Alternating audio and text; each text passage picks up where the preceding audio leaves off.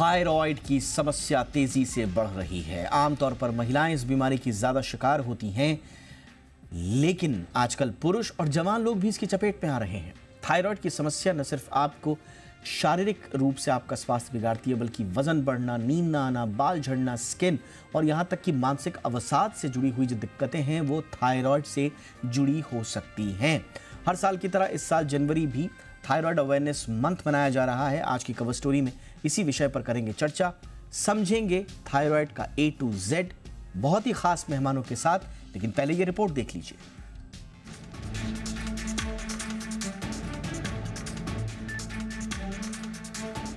जनवरी को हर साल thyroid awareness month मनाया जाता है। थायराइड एक ग्लैंड है जो गर्दन के सामने स्थित होता है और हमारे स्वास्थ्य और तंदुरुस्ती के लिए महत्वपूर्ण हार्मोन्स का प्रोडक्शन करता है। जब हमारे थायराइड ग्लैंड कुछ महत्वपूर्ण हार्मोनों का बहुत अधिक या बहुत कम प्रोडक्शन करती है तो ये थायराइड रोग का कारण बन सकता है।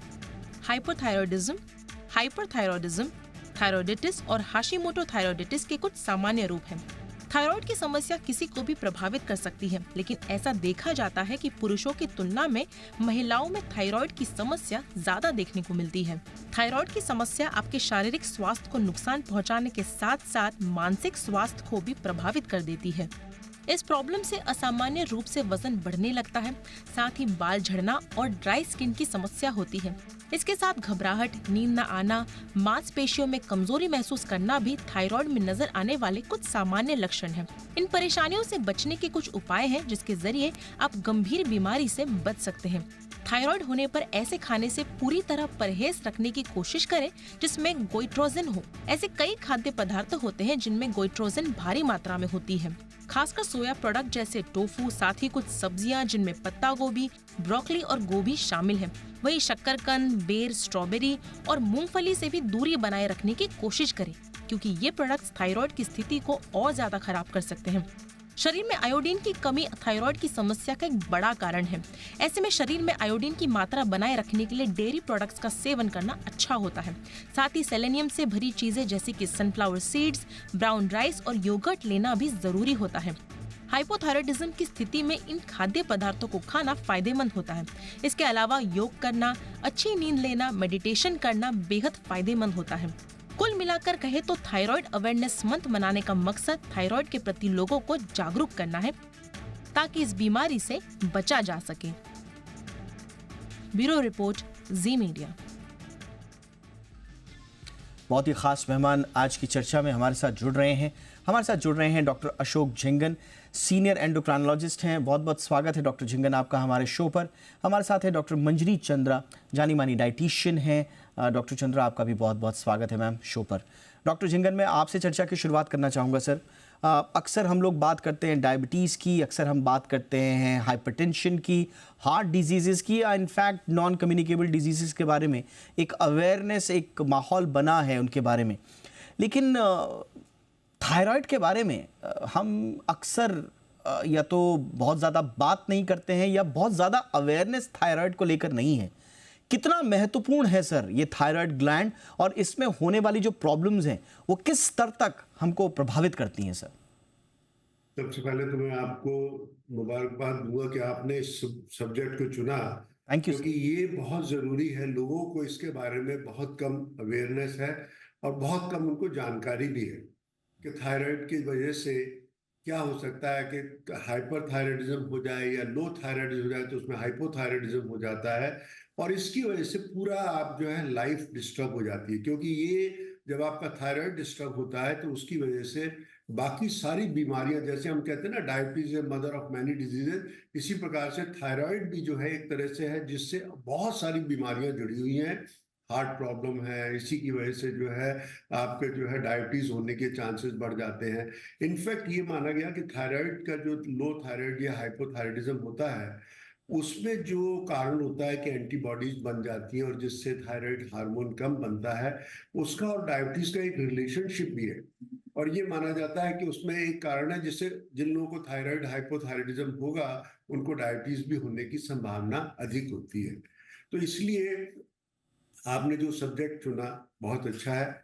लोगों को सबसे बड़ा पता लगना चाहिए कि हाइपोथायराइडिज्म मतलब लो थायराइड क्या होता है, उसके लक्षण क्या है, सबसे मेन चीज होती है सुबह सुस्ती बहुत ज्यादा होना, वेट गेन हो जाना, स्किन बड़ी मोटी सी हो जाना, रूखी स्किन हो जाना, इसके साथ साथ जो है कॉन्स्टिपेशन या कब्ज का बना रहना, और अपना जो इसके साथ में जो है वेट गेन बन जाए। तो ये चार जो सिम्टम है, सर्दी बहुत ज्यादा लगना, वेट गेन ज्यादा होना, सुबह उठ के बहुत ज्यादा सुस्ती रहना, और इसके साथ में जो है आपको जो है कब्ज रहती है, तो ये मेन सिम्टम होते हैं। इसके अलावा सुस्ती, आपकी स्किन ड्राई होने लगती है, आपको जो है हार्ट की वजह से जो है कई बार उसकी वजह से वेट गेन हो जाता है।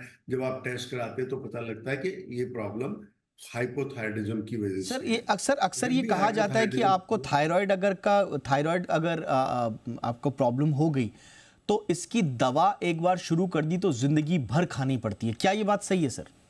देखिए थायराइड में क्या होता है कि जब हार्मोन कम हो गया तो आपको थायराइड उसके लिए रिप्लेसमेंट लेना पड़ता है। आप बीच बीच में अपना टेस्ट कराते रहते हैं, और जब टेस्ट करा के देखते हैं कि हार्मोन्स के लेवल्स कम होते जा रहे हैं, जैसे नॉर्मल उसका लेवल मान के चलते हैं हम लोग के 2.4 से लेके 4.5 तक होता है। अगर इससे ज़्यादा होने लगे तो इसका, जब 8 9 10 होने लगे तो इसका मतलब ये है कि आपका थायराइड का फंक्शन कम कर रहा है काम, और आपको दवाई की जरूरत है जिससे इसको नॉर्मल लाया जाए। जब आपका नॉर्मल आ जाता है तो आपकी दवाई आधी हो जाती है, और उसको फॉलो अप करते रहते हैं। और अगर आगे चल के लगता है तो कई बार ऐसा भी मान के चलते हैं कि जब बिल्कुल नॉर्मल रहे काफी टाइम तक, और उसके साथ में आपके जो पैरामीटर जैसे एंटीबॉडीज वगैरह भी नॉर्मल हैं, तो हम उसको जो है विड्रॉ भी कर सकते हैं, रोक भी सकते हैं। लेकिन आपने बहुत अच्छा सवाल किया, लोगों को ये नहीं पता होता कि दवाई कब खानी चाहिए और कैसे खानी चाहिए। देखिए, ये सबसे ज्यादा मिथ, लोगों को मिथ है, पता नहीं लगता। सबसे मेन चीज क्या है कि जब भी आप दवाई खाएंगे तो सुबह उठ के खाली पेट लेनी चाहिए। इसके बाद 50 मिनट तक चाय भी नहीं लेनी चाहिए। कई लोग क्या होता है, पेंटोसिड गैस की गोली इसके साथ ले लेते हैं, वो नहीं लेनी चाहिए क्योंकि उससे इसका असर खराब हो जाता है। ओके। तीसरी चीज ये है कि जब भी आप दवाई लेते हैं तो हमेशा उसको उसके ढक्कन में लीजिएगा, दवाई गोली को।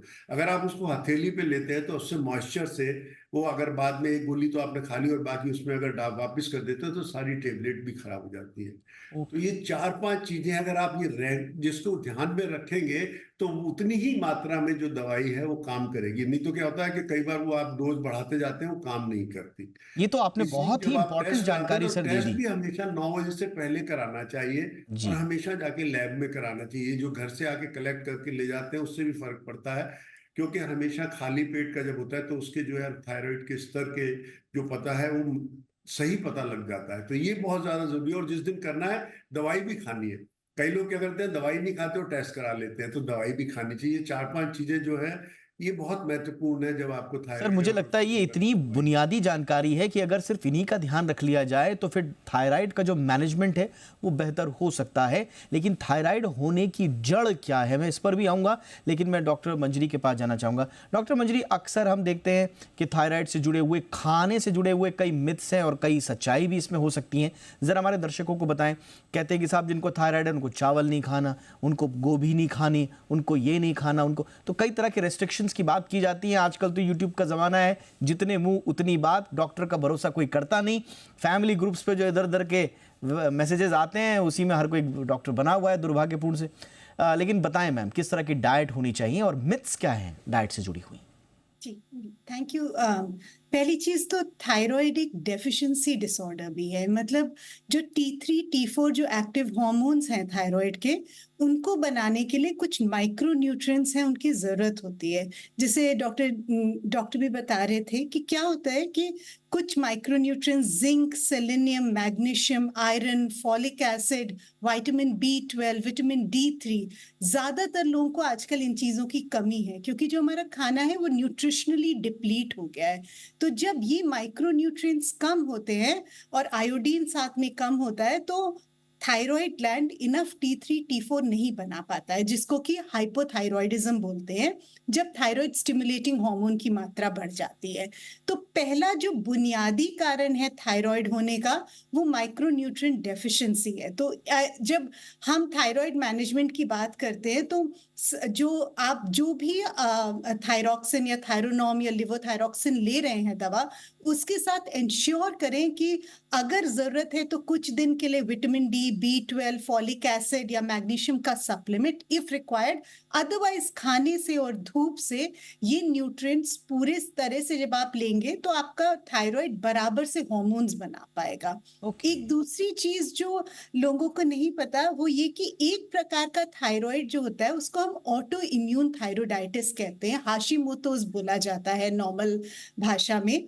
और वो हो जाता है जब हमारे इम्यून सिस्टम हाइपर एक्टिव हो जाता है। तो जिन लोगों को रिपीटेड इन्फेक्शंस होते हैं या जो लोग बहुत ज्यादा एंटीबायोटिक्स या ड्रग्स ऐसे ही पॉप कर लेते हैं प्रॉपर प्रिस्क्रिप्शन के बिना, या जिन लोगों को एक तरह का हाइपर एक्टिव इम्यून सिस्टम है कि ऐसी चीजें खा रहे हैं कि इम्यून सिस्टम फ्लेयर अप हो रहा है, जैसे एलर्जेनिक फूड्स है, बहुत ज्यादा बाहर का खाना, प्रोसेस्ड पैकेज्ड फूड, तो उससे हमारा इम्यून सिस्टम हाइपर एक्टिव हो जाता है और and it can cause a form of thyroid called Hashimoto's और ऑटो इम्यून थायरोइडाइटिस। तो दूसरा एक और कारण भी है थायराइड का जो है इन्फ्लेमेशन या ऑटो इम्यूनिटी, और उसको हम अपने प्रॉपर खाना और पुअर क्वालिटी फूड को एलिमिनेट करके एड्रेस कर सकते हैं। तो दो पार्ट्स हैं न्यूट्रिशन में, एक माइक्रो न्यूट्रिएंट जो रिक्वायर्ड है नॉर्मल थायराइड फंक्शन के लिए वो जरूरी हो। अगर सबको विटामिन डी की डेफिशिएंसी है जो कि बहुत कॉमन है आज, तो थायराइड कैसे प्रॉपर्ली काम करेगा, और जी। आयोडीन की डेफिशिएंसी और कई सारे और मैं आऊंगा मैम। ये विटामिन डी और थायराइड का कनेक्शन ये बहुत इंपॉर्टेंट मुझे इसलिए लग रहा है क्योंकि हर दूसरा तीसरा व्यक्ति आजकल विटामिन डी की डेफिशिएंसी से ग्रसित है। मैं आऊंगा मैम आपके पास, सर के पास मैं आऊंगा। सर, पहले कहा जाता था कि महिलाओं में ये ज़्यादा थायराइड की इश्यूज होते हैं, अब हम देख रहे हैं कि पुरुषों में भी आ रहे हैं, और इनफैक्ट अब मैं देख रहा हूं कि यंग एज में भी, मतलब 20s में लोगों को थायराइड डिटेक्ट हो रहा है। कोई हिस्ट्री भी नहीं है, माँ बाप की कोई हिस्ट्री नहीं है, उनको डिटेक्ट हो रहा है। ज़्यादातर बॉर्डर लाइन वाले होते हैं तो उनको डॉक्टर्स जो हैं वो दवा भी नहीं देते क्योंकि वो कहते हैं कि पहले आप लाइफस्टाइल से इसको ठीक कर लीजिए। ऐसे लोगों को क्यों थायराइड हो रहा है सर? पहली बात तो ये, और दूसरा जो बॉर्डर लाइन वाले हैं उन जिनको दवा नहीं लेने के लिए कहा गया है वो फिर कैसे इसको मेंटेन करें, मैनेज करें अच्छे से? सर देखिए, अभी जो डाइटिशियन महोदय ने बहुत अच्छी बात कही कि जो है टाइप जो इसमें थायरोइडाइटिस जिसको हम लोग काफी कॉमन होता है, इसमें ऑटो एंटीबॉडीज बन जाती हैं, ऑटो इम्यून जिसको कहते हैं, उसकी वजह से ये जो माना जाता है कि यंग जनरेशन जो अब हो रही है 20 ईयर्स में, इस मतलब दो लोग जनरली एडोलेसेंट के बाद में इन यंग गर्ल्स के अंदर अभी भी इंसिडेंस गर्ल्स के अंदर ज्यादा है, फीमेल्स में ज्यादा है, हालांकि मेल्स में भी अब देखने को मिल रहा है। लेकिन ये जो थायरोइडाइटिस जिसको कहा जा रहा है, मैंने शुरू में भी आपसे कहा था कि आजकल उन्होंने ये देखा कि इसके अंदर कहीं ना कहीं या तो कोई केमिकल है या कोई ऐसा सिस्टम है जिसकी वजह से इम्यूनिटी कम हो जाती है।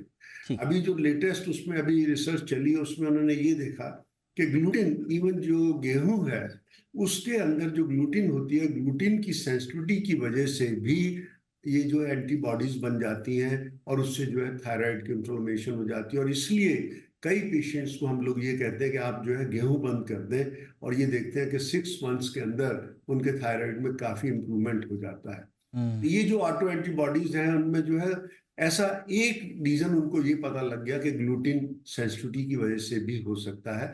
बाकी और कई सारे जैसा भी डेफिशिएंसी और आयोडीन डेफिशिएंसी जिससे थायराइड हो जाता है, ये तो है ही है। लेकिन ये है कि सबसे पहली चीज यही है कि अगर आपके लेवल्स ज्यादा हैं, आपको क्लिनिकल उसके सिम्टम्स हैं, तब आपको दवाई की सलाह दी जाती है। जैसे अगर किसी पुरुष के अंदर अगर वो लेवल फर्ज करिए 7 या 8 है और उसमें TSH जो है इतना आ रहा है और उसमें जो है उसको कोई सिम्टम नहीं है, तो हम लोग वेट करते हैं, उसको कहते हैं कि पहले आप डाइट पे थोड़ा रिस्ट्रिक्शन करिए। और जैसा भी डाइटिशियन महोदय बहुत अच्छा बता रही थी, गोभी है, पत्ता गोभी है, ब्रोकली है और सोया प्रोडक्ट्स हैं, इनको थोड़ा सा अवॉइड करते हैं क्योंकि ये जो है थायराइड के हार्मोन्स के बनाने के अंदर उसको जो इंटरफेयर करते हैं और उससे जो है आपकी प्रॉब्लम थोड़ी बढ़ सकती है। तो इसलिए इस तरह का जो खान पान है उसको थोड़ा ठीक किया जाएगा। दवाई अगर आपको लगता है कि सिम्टम्स अगर हैं तो दवाई लेने की आवश्यकता है और दवाई लेनी ही चाहिए जी। क्योंकि उससे आपकी क्वालिटी ऑफ लाइफ इंप्रूव होती है। ऑलराइट, मैं एक छोटा सा ब्रेक ले रहा हूँ। ब्रेक के उस पार हम जो ऑडियंस का जो हमारा पोल है उनकी भी हम समझ को थोड़ा सा देखेंगे कि थायराइड पर वो क्या कह रहे हैं, और साथ ही साथ हम ये भी समझने की कोशिश करेंगे कि थायराइड को एक तो अवॉइड कैसे करें। थोड़ा डॉक्टर्स ने दोनों ने बताया कि आप खान पान से दूर रह सकते हैं, लेकिन एक जो आज की डेट में बहुत इम्पॉर्टेंट है वो है स्ट्रेस, जिससे हर कोई ग्रसित है। तो क्या स्ट्रेस का थायराइड से कोई कनेक्शन है, इस पर भी करेंगे बात। थायराइड का A to Z आपको बताने की हम कोशिश कर रहे हैं। थायराइड अवेयरनेस मंथ चल रहा है, इसलिए हमने कोशिश की कि आप तक थायराइड से जुड़ी हुई जानकारियां पहुंचाएं, क्योंकि आजकल इससे जुड़ी हुई प्रॉब्लम्स बढ़ती जा रही हैं। डॉक्टर मंजरी, मैं आपके पास अब आना चाहूँगा। मैम, नॉर्मली एक डाइट के साथ साथ, एक्सरसाइजेस के साथ साथ जो हमारा मानसिक जो खुराक है वो तो बड़ी गड़बड़ हो चुकी है मैम।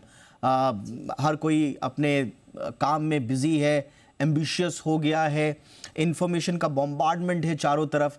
तो आप लाख अच्छा खाना खा लीजिए, एक्सरसाइज कर लीजिए, लेकिन मानसिक रूप से अगर प्रॉब्लम चलती रहेगी तो कितनी संभावनाएं हैं कि थायराइड की चपेट में व्यक्ति आ सकता है मैम?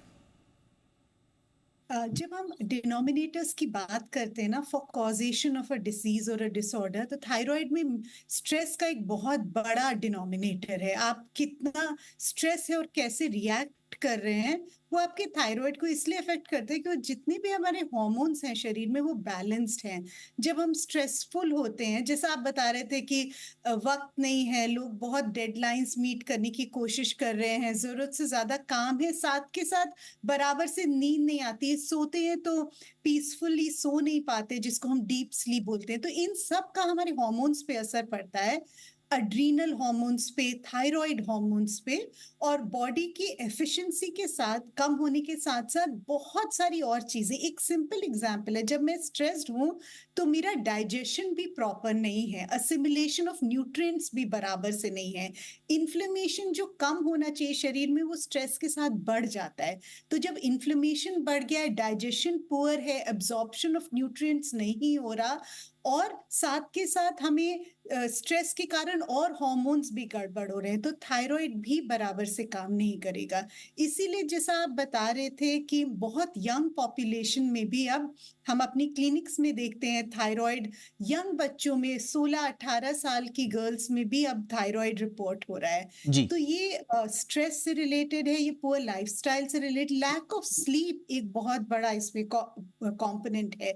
गलत टाइम से सोना, बहुत रात तक जगना, बराबर से 6 से 8 घंटे की नींद नहीं लेना, और सोते भी हैं तो हम क्योंकि फोन्स देखकर सो रहे हैं, उठते ही फोन देखते हैं, तो हमारी बॉडी को डीप स्लीप नहीं मिलती, और ये सब रिपेयर नहीं होता, हार्मोन्स स्टेबलाइज नहीं होते। तो लाइफस्टाइल में स्ट्रेस, स्लीप, इनका बहुत बड़ा रोल होता है। और ये बहुत इंपॉर्टेंट इंफॉर्मेशन है, क्योंकि देखिए एक थायराइड का छोटा सा प्रॉब्लम जो है आपकी लाइफ की क्वालिटी को ख़राब कर देता है। जैसे बता रहे बहुत इंपॉर्टेंट ग्लैंड है, हर चीज़ को रेगुलेट करता है, आपके हार्ट से लेकर आपके मूड से लेकर आपकी हर चीज़ को रेगुलेट करता है ये थायराइड ग्लैंड। और इसमें प्रॉब्लम आती है तो फिर आपकी लाइफ की क्वालिटी पुअर हो जाती है। हमने दर्शकों से पूछा था कि क्या इस पर पर्याप्त फोकस दिया जा रहा है सरकार की ओर से भी, तो ज़रा देख लेते हैं उनकी क्या राय है, पोल ले लेते हैं, उसके बाद हम समझेंगे इसको आगे।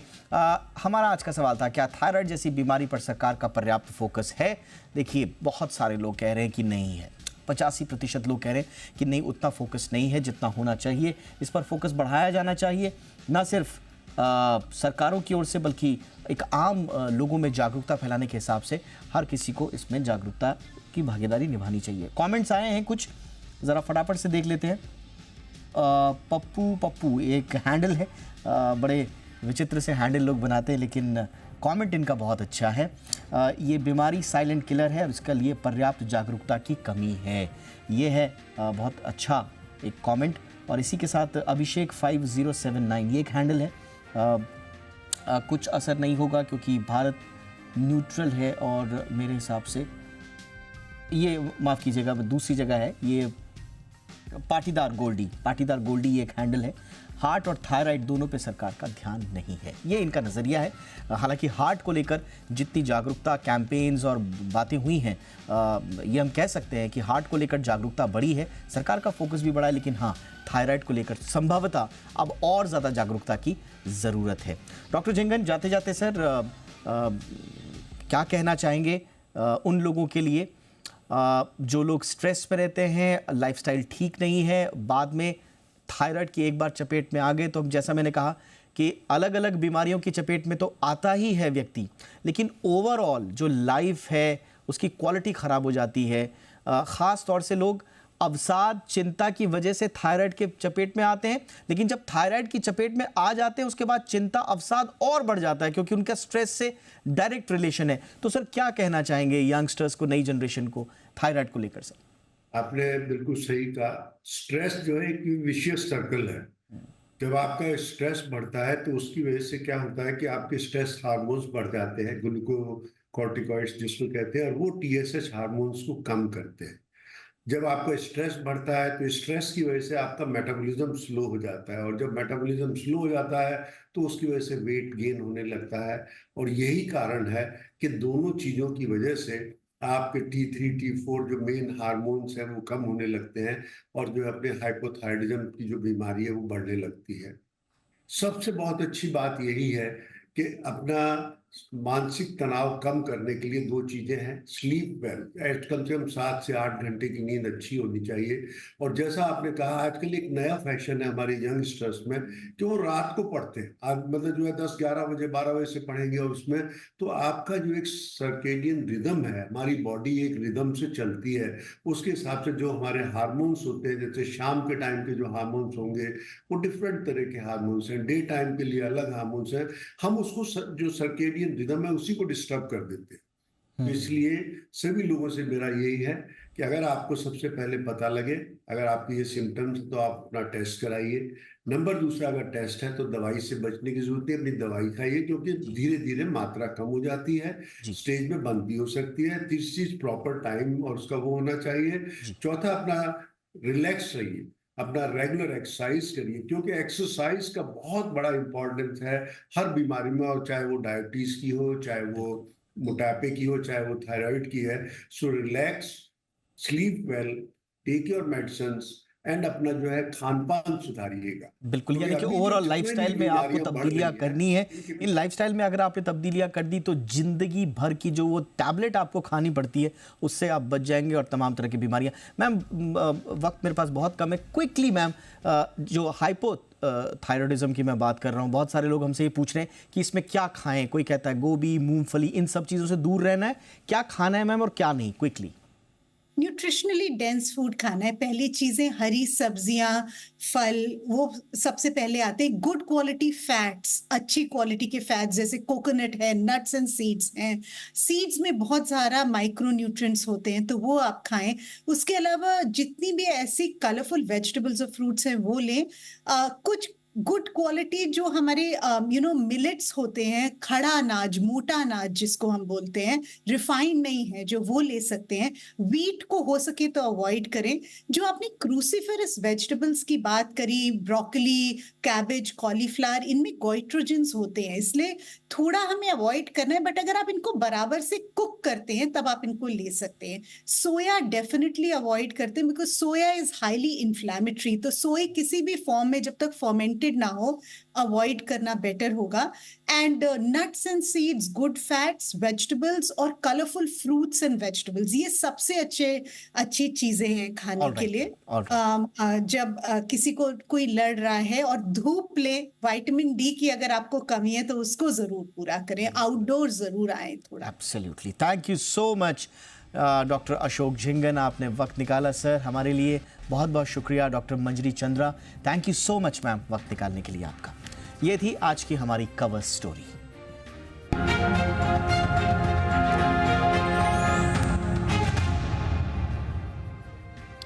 आइए फटाफट से देख लेते हैं दिन भर की टॉप न्यूज बिजनेस जगत से जुड़ी हुई वो कौन कौन सी खबरें थी जो दिन भर छाई रही। इंडसइंड बैंक ने अक्टूबर-दिसंबर तिमाही के नतीजों का ऐलान कर दिया है। इस दौरान बैंक का मुनाफा सालाना आधार पर 17% बढ़कर 2,298 करोड़ रुपए रहा। जी बिजनेस ने इस दौरान 2,220 करोड़ रुपए के मुनाफे का अनुमान दिया था। सालाना आधार पर बैंक का एनआईआई यानी कि नेट इंटरेस्ट इनकम 4,495 करोड़ रुपए से बढ़कर 5,295 करोड़ रुपए ही। बैंक का नेट एनपीए बिना बदलाव के 0.57% पर स्थिर रहा। ग्रॉस एनपीए 1.93% से घटकर 1.92% रहा। एनआईए यानी कि नेट इंटरेस्ट मार्जिन तिमाही आधार पर बिना बदलाव के 4.29% पर स्थिर रहा। स्नैक्स बनाने वाली कंपनी हल्दीराम आलू चिप्स के मार्केट में एंट्री के लिए प्रताप स्नैक्स में मेजॉरिटी हिस्सा हासिल करने के लिए बातचीत कर रही है। न्यूज एजेंसी रॉयटर्स के मुताबिक इसकी डील करीब $35 करोड़ की हो सकती है। इस खबर के बाद प्रताप स्नैक्स के शेयरों में शानदार तेजी देखने को मिली। कारोबार के अंत में यह करीब 9.5% की मजबूती के साथ बंद हुआ। हालांकि बातचीत अभी शुरुआती चरण में और वैल्यूएशन पर चर्चा नहीं की गई है। सूत्रों ने कहा कि हल्दीराम कम से कम 51% की स्टेक खरीद पर विचार कर रहा है। दिवालिया हो चुकी एयरलाइन जेट एयरवेज के नए मालिक जालाना कॉलरॉक कंसोर्शियम को सुप्रीम कोर्ट से तगड़ा झटका लगा है। कोर्ट ने आज कंसोर्शियम को 31 जनवरी तक 150 करोड़ रुपए जमा कराने के निर्देश दिए हैं। कोर्ट का कहना है कि अगर कंसोर्शियम बैंक गारंटी नहीं देती है तो उसे इसके परिणाम भुगतने होंगे। एनसीएलटी को अब मार्च 2024 के अंत तक जेट एयरवेज का मालिकाना हक जेकेसी को ट्रांसफर करने की चुनौती देने वाली एसबीआई की अपील पर फैसला करना होगा। 1 फरवरी को आने वाले अंतरिम बजट में इस बार ग्रीन एनर्जी फाइनेंसिंग पर फोकस रह सकता है। जी बिजनेस के सूत्रों से मिली जानकारी के मुताबिक अंतरिम बजट में एनर्जी ट्रांजिशन को फंड करने के लिए ग्रीन फंड पर कुछ ऐलान हो सकता है। सूत्रों का कहना है कि एमएसएमई के लिए ब्याज में छूट का ऐलान हो सकता है। साथ ही ग्रीन एनर्जी ग्रीन हाइड्रोजन में शिफ्ट होने पर इंसेंटिव का भी वित्त मंत्री ऐलान कर सकती है। इलेक्ट्रिक व्हीकल खरीद के लिए सस्ती दरों पर लोन का ऐलान भी अंतरिम बजट में हो सकता है। एंटीबायोटिक दवाओं को लेकर हेल्थ रेगुलेटर डीजीएचएस ने देश के सभी फार्मासिस्ट संगठनों को लेटर लिखा है। इसमें फार्मासिस्ट से अपील की गई है कि वो एंटीबायोटिक की दवा डॉक्टर्स के प्रिस्क्रिप्शन के बिना ना दें। देश में एंटीबायोटिक दवाओं का उपयोग बढ़ गया है जो इंसान के स्वास्थ्य के लिए काफ़ी नुकसान है। इससे एंटीमाइक्रोबियल रेजिस्टेंस पैदा हो जाती है। इसी को देखते हुए फैसला लिया गया है। डीजीएचएस ने लेटर में डॉक्टर से अपील की है कि वो मरीज को एंटीबायोटिक्स लेने की सलाह दे रहे हैं तो इसका कारण भी बताएं। लेटर में कहा गया है कि एंटीमाइक्रोबियल रेजिस्टेंस ग्लोबल तौर पर बड़े सार्वजनिक स्वास्थ्य खतरों में से एक की तरह बहुत तेजी से उभर रहा है।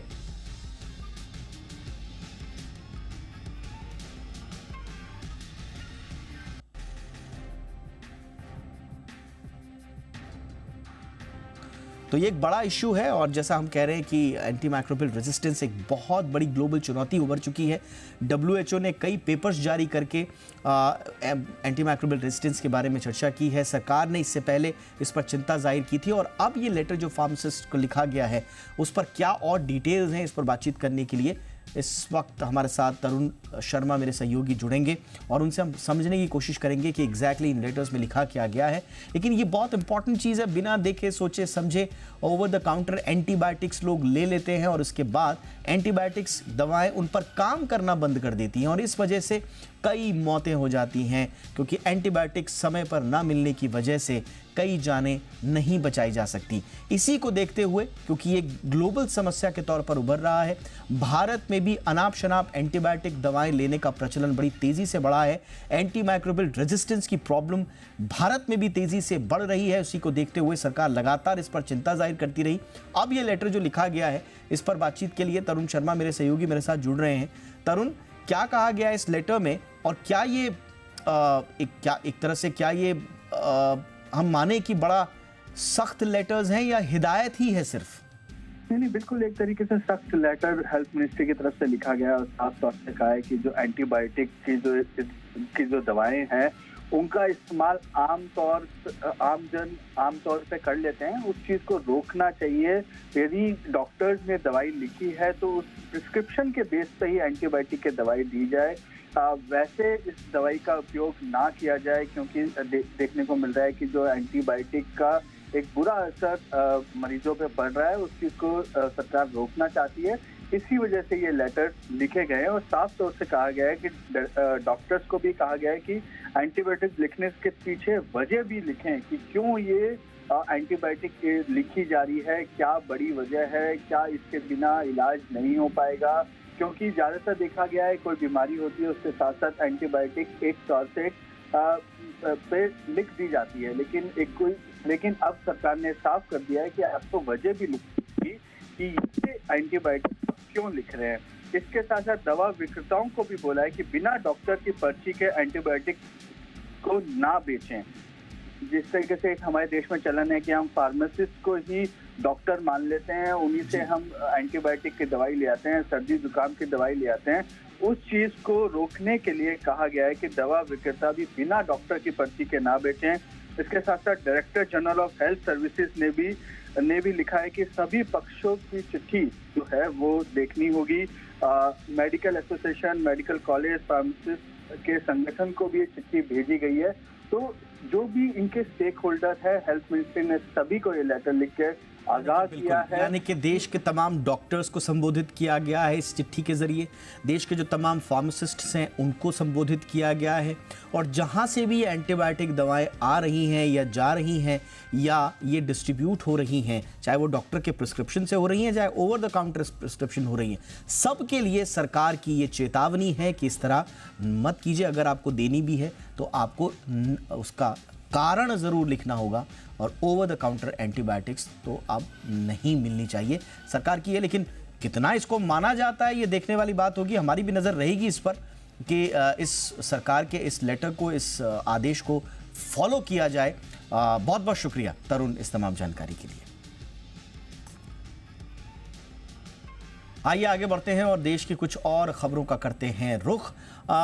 1 फरवरी को वित्त मंत्री निर्मला सीतारमण मोदी सरकार 2.0 का अंतरिम बजट पेश करने वाली हैं। इस अंतरिम बजट से टेक्सटाइल इंडस्ट्रीज को क्या उम्मीदें हैं? ग्राउंड जीरो पर टेक्सटाइल इंडस्ट्री से जुड़े लोगों से बातचीत की हमारे सहयोगी सौरभ पांडे ने। आने वाले 1 फरवरी को वित्त मंत्री निर्मला सीतारमण जो है मोदी 2.0 का अंतरिम बजट पेश करने जा रही हैं। क्या होगी बजट की उम्मीदें और क्या एक्सपेक्टेशंस कर रहे हैं ट्रेडर्स और टेक्सटाइल से जुड़े हुए लोग, जानने के लिए हम आप पहुंचे हैं मुंबई के प्रतिष्ठित एमजे मार्केट में। आइए सीधा इन्हीं से बात करते हैं और इनसे समझते हैं कि इनका इस बारे में क्या कहना है। सर, हम समझना चाहेंगे कि किस तरह के रिकमेंडेशंस आप लोगों ने दी हैं। और टेक्सटाइल से रिलेटेड जो हमें प्रॉब्लम्स हैं, हम चाहते हैं कि इस बजट में उस 7 रिफॉर्म्स को निर्मला जी लाएं, नरेंद्र जी मोदी उस पर ध्यान दें, ताकि देश की जो सबसे बड़ी एम्प्लॉयमेंट जनरेटेड इंडस्ट्री है वो है टेक्सटाइल की, उसका भला हो। और बस यही हमें उम्मीद है कि अच्छे से अच्छा हमारे रिफॉर्म्स लेके आए। क्या जीएसटी का जो टैक्स यूनिफॉर्म नहीं है कि कपड़े में सिर्फ 5% और यान में 12% और वैल्यू एडेड में सब अलग अलग है, थोड़ा उसको रिफॉर्म किया जाए और एक ही स्लैब में लेके आए तो सब व्यापारियों के लिए काफ़ी अच्छा होगा। That I expect. तो जो गवर्नमेंट कर रही है वो सही कर रही है, लेकिन जो ट्रेड है, जो रिटेल ट्रेड है, वो थोड़ा कॉर्पोरेट की तरफ ज़्यादा बढ़ रहा है। और हमारा textile is an unorganize sector in the पूरे इंडिया में, it's a proper unorganize sector. तो उसके कारण उनको जो फंडिंग और जो जैसे उन्होंने कहा इंफ्रास्ट्रक्चर है, जीएसटी, थोड़ा ऑर्गेनाइज सेक्टर पूरा वो सेटअप हो जाए तो बिजनेस और ज़्यादा बढ़ सकता है। पीयूष गोयल जी और निर्मला सीतारमण जी और नरेंद्र मोदी जी मिलके टेक्सटाइल में जो मूलभूत तकलीफ़ें हैं, जो इंपोर्ट डंपिंग है, जो जीएसपी प्लस की वजह से दूसरी कंट्रीज़ को इंपोर्ट ड्यूटी कम पड़ रही है और हमारी ज़्यादा पड़ रही है, ये जो मूलभूत तकलीफ़ें हैं उस पर मोदी जी ज़रूर ध्यान देंगे और डेफिनेटली आगे बढ़ेगी कंट्री। टेक्सटाइल का बहुत बड़ा फ्यूचर है। टैक्सेशन के लिए मैं ये कहना चाहता हूँ कि जैसे कंपनी को 22% स्लैब में लाया गया, ऐसे प्रोपराइटर और पार्टनरशिप के लिए भी सेम 22% स्लैब होने से जो छोटे छोटे व्यापारी है, जो प्रोपराइटर और पार्टनरशिप में बिजनेस करते हैं, उनको काफ़ी राहत मिलेगी। और ये गवर्नमेंट की प्रॉमिस थी कि जीएसटी आने के बाद में स्लैब कम होंगे। जीएसटी में बहुत अच्छी इनकम हो रही है, सब लोग ऑनेस्टली टैक्स भर रहे हैं, तो ये इनकम टैक्स प्रोपराइटर और पार्टनरशिप के लिए 22% होना चाहिए। राइट ऑफ इक्विलिटी का हमको चांस मिलना चाहिए। जिस तरह से हमने सुना कि यहाँ पर जो है काफ़ी उम्मीदें हैं लोगों को इस बजट से। उनका मानना है कि ये जो बजट होगा ये उनकी उम्मीदों पर खरा उतरेगा और पूरी तरह से जो है उनके फेवर में आएगा।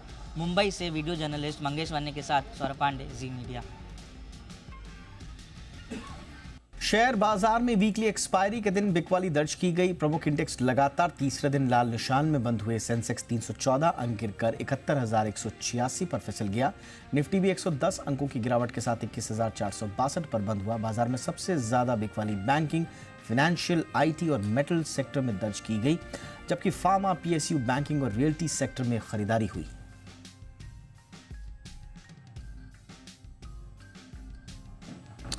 अयोध्या में श्री राम मंदिर की प्राण प्रतिष्ठा को लेकर काउंटडाउन शुरू हो गया है। 22 जनवरी को पूरा देश राममय हो जाएगा, लेकिन आस्था के इस महापर्व के साथ देश की इकोनॉमी को किस तरह से रफ्तार मिलेगी, खासकर बिजनेस से रिलेटेड, देखिए इस रिपोर्ट में।